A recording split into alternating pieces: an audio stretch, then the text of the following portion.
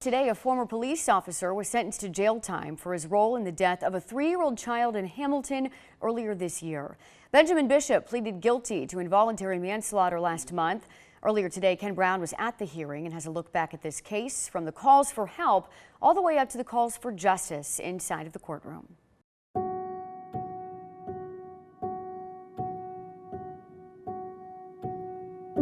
Firearm. He picked up a firearm. So he did shoot himself, is that right? Yes, we believe so, yes. Leaving a loaded 9mm firearm on the windowsill of a bedroom that Jared had access to and spent frequent time in and within easy reach of Jared, and that violation resulted in serious physical harm and ultimately death of the child. Jared grabbed the firearm almost immediately upon entering the bedroom and fatally shot himself. What is your plea?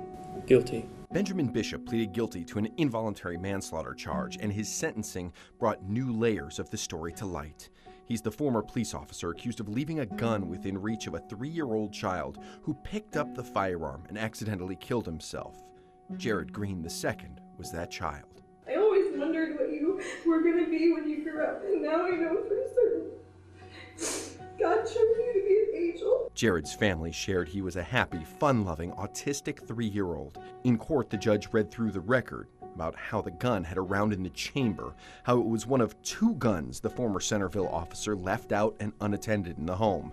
The family said they gave Bishop a trigger lock to use. That trigger lock should have been put on the gun that Ben left unsecured on the windowsill that was just above little Jared's mom's bed, exactly where he would sit each and every night before being put to bed. After the fatal shooting, Jared's mother says she had one final moment with her son.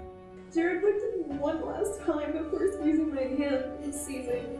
I knew right then he was gone. 2 minutes is all it took for him to go from laughing, running up the stairs, to bleeding out and scared. I would like to officially take this opportunity to officially, and in the most sincere way possible, apologize to the Green and Rodriguez families. After hearing from Jared's family and hearing from Bishop, Judge Noah Powers handed down a 7-year jail sentence with 2 years of probation to follow.